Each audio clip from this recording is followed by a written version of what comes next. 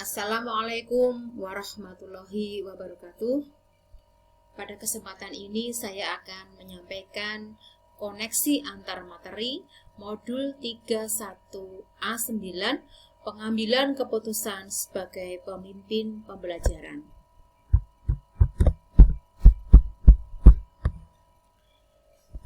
Perkenalkan, saya nama Rujinem dari SMA Negeri 1 Serandaan, Kabupaten Bantul, Provinsi Daerah Istimewa Yogyakarta, adalah calon guru penggerak angkatan ketiga.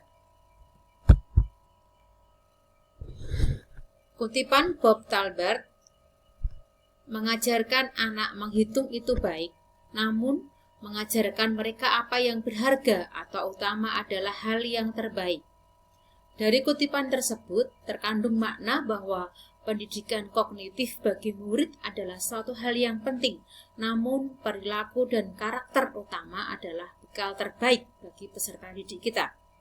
Guru bukan hanya mengajar, namun juga mendidik untuk mencapai profil pelajar Pancasila.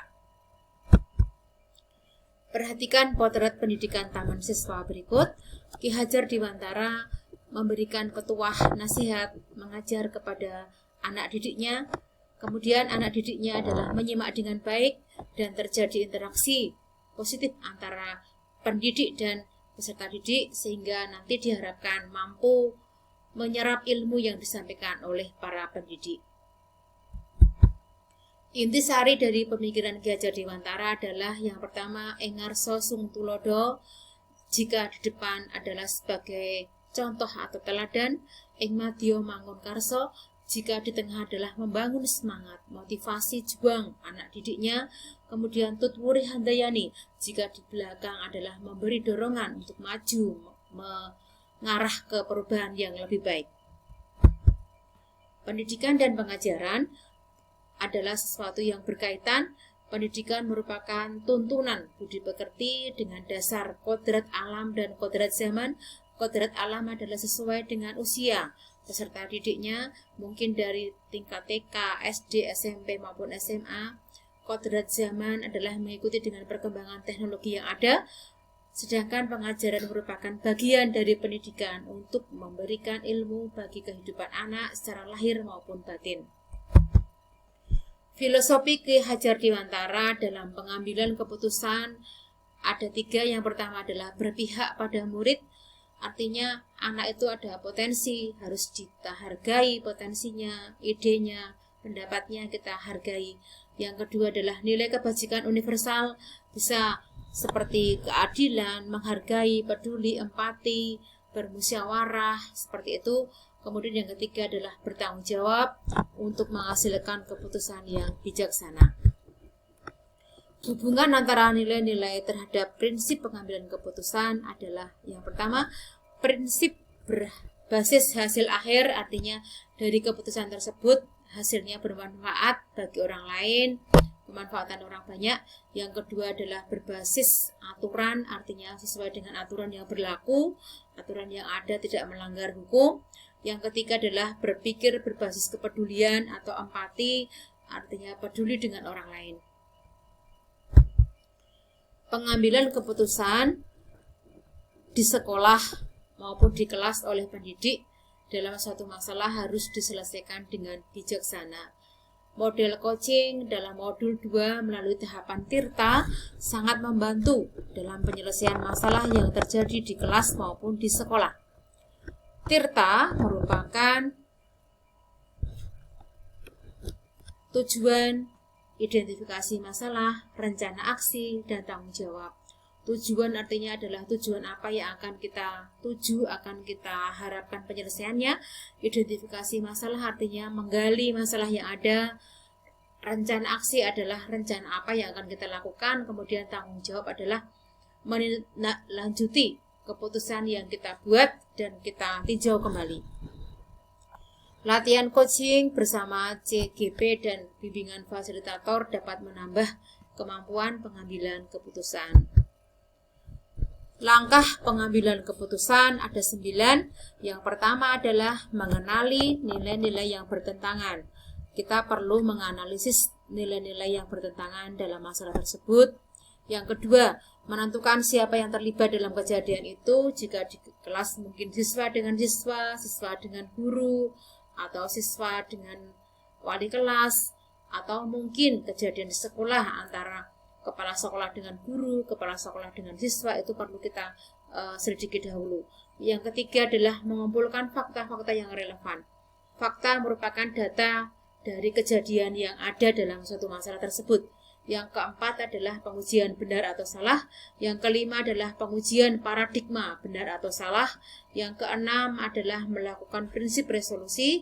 Ada 3 prinsip resolusi. Yang pertama tadi adalah prinsip yang berdasarkan hasil akhir. Yang kedua adalah berdasarkan aturan. Yang ketiga adalah berdasarkan kepedulian.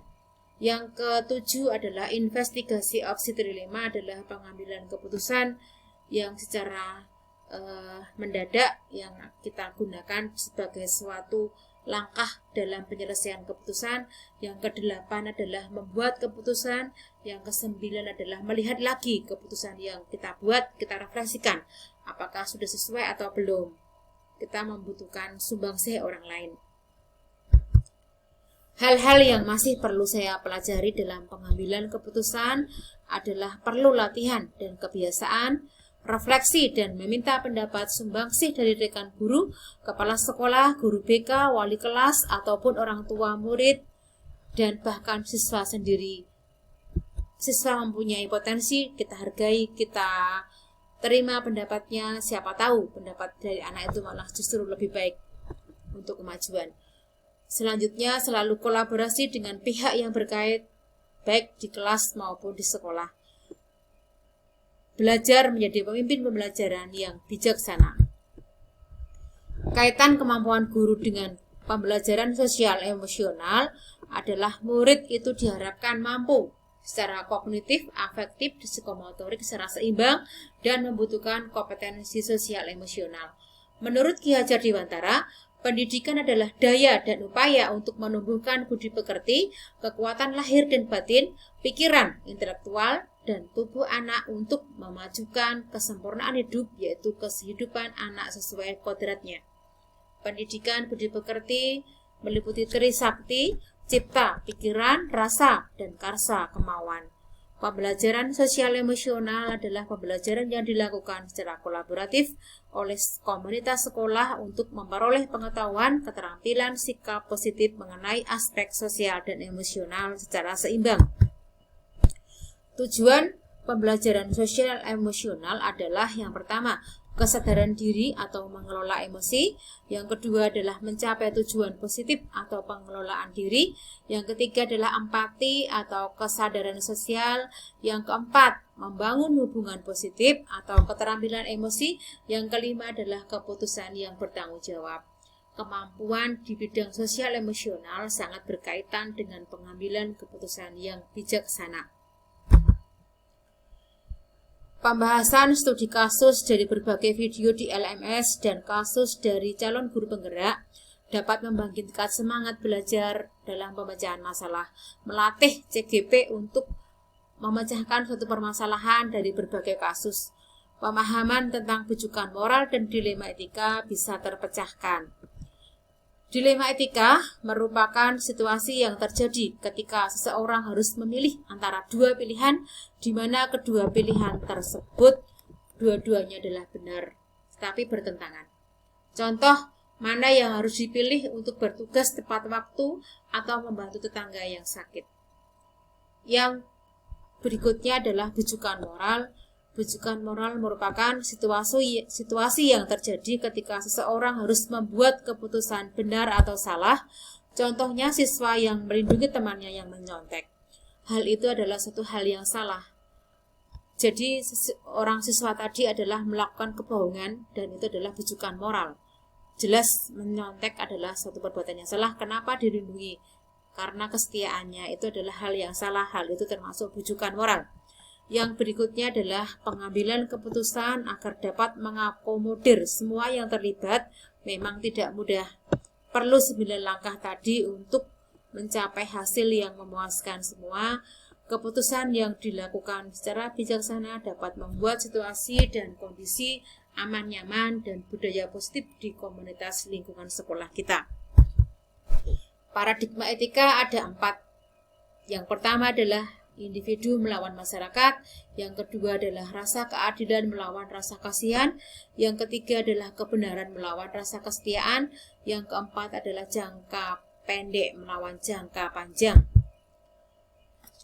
Kesulitan dalam pengambilan keputusan yang saya rasakan adalah yang pertama, siapa yang terlibat. Itu tentunya murid kondisi bagaimana, kalau guru, orang tua itu perlu kita selidiki. Kemudian yang kedua adalah nilai apa yang bertentangan, harus benar-benar kita cermati mana yang benar, mana yang salah.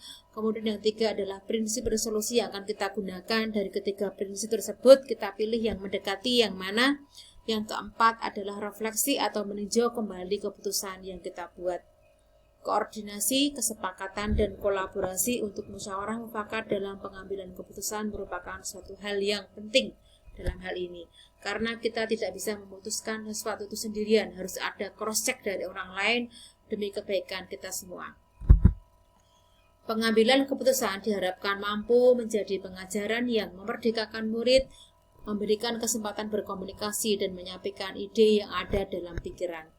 Pengambilan keputusan yang bijaksana memperhatikan murid, nilai-nilai kebajikan universal, bertanggung jawab, dan dapat mempengaruhi murid di masa depan. Guru yang bijaksana akan menjadi teladan siswa. Guru sebagai pemimpin pembelajaran harus mampu membangun budaya positif dalam komunitas, berkolaborasi dengan siswa, guru, dan stakeholder berkompeten dan profesional di bidangnya, menguasai pembelajaran PSE, dan selalu berusaha mengembangkan diri dan orang lain, mendukung manajemen dan kemajuan sekolah. Prinsip Merdeka Belajar menuju profil pelajar Pancasila. Satu hal positif pemikiran Ki Hajar Dewantara yang diterapkan dalam pembelajaran di kelas maupun sekolah adalah pendidikan yang berlandaskan kodrat alam dan kodrat zaman melalui Merdeka Belajar menuju profil pelajar Pancasila yang terdiri dari 6 bagian. Yang pertama adalah beriman dan bertakwa kepada Tuhan Yang Maha Esa, yang kedua berkebinekaan global, yang ketiga bergotong royong, yang keempat kreatif, yang kelima adalah berpikir kritis, dan yang keenam adalah kemandirian. Harapan kita semua dengan kolaborasi bersama antara semua yang terkait di sekolah, ada guru, kepala sekolah, siswa, dan orang tua, pemerintah, kita harapkan pendidikan kita akan semakin maju, keputusan yang kita ambil sesuai dengan amanat yang diberikan, yaitu berpusat pada siswa, memperhatikan siswa, berdasar kebajikan, dan kemudian bertanggung jawab untuk semuanya. Untuk kali ini saya akhiri, terima kasih.